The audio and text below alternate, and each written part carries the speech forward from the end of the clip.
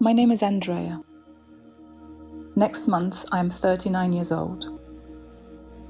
I live in Brussels with my daughter Juliet and my husband Jan. We live in a flat that is bright and airy, and in the garden, the wisteria is days away from exploding into hundreds of purple blooms. We're very, very lucky. Belgium, like France, is in lockdown. I'm here at Mannequin Piss, the symbol of Brussels and indeed of all of Belgium. Normally it would be heaving at this time of day. Today, it's empty.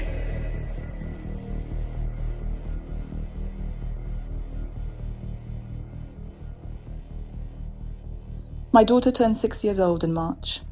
She had a small group of friends over after school for her birthday. They played for a couple of hours and had some nice food and ate lemon drizzle cake decorated with rainbow sprinkles. A couple of hours after the children went home, the lockdown was announced. A birthday celebration with friends would have been impossible beyond that point. I run a small NGO, or a think and do tank, as we like to call it. It's called Flare. We help people from all walks of life come together to reimagine our shared future with courage. And despite the fear and uncertainty of this crisis, I am happy. My inner state is peaceful, and I have huge hope for our world. I don't go out much at the moment. I make the bare minimum food trips. I go to the bakery sometimes, and I take lakeside walks in the dark once my daughter is asleep and the streets are quiet.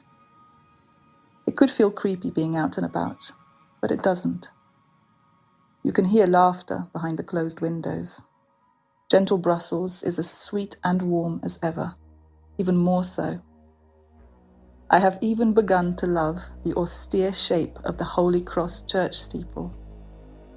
I find the light of its eerie bell tower lit against the night sky oddly reassuring. It's decades since my religious faith vanished, but the comfort I get from this sense of togetherness growing between people in this crisis feels as close as I can possibly get to holy. I think we can all feel it in each other's glances, in our smiles. I think we have compassion emanating from our pores at the moment.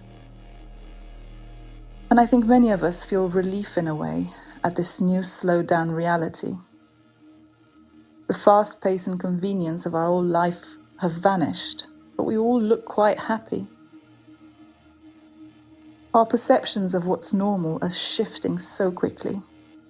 A few weeks ago, someone wearing a face mask would have seemed a hypochondriac, but now lots of people are worried and wearing them, and all feelings are legitimate. And the lines between right and wrong are shifting so fast.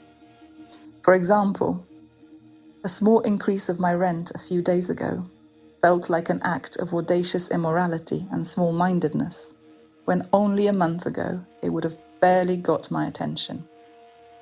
And yet I know that my landlord is a good and sweet person, and I'm pretty sure he has a functioning moral compass. It must have felt normal to him, but it no longer felt normal to me. The new normal is being born right now, and during labour, everything goes. When I was in labour with my daughter, I was told off for some very mild swearing, which clearly felt normal and necessary to me, but not to my midwives.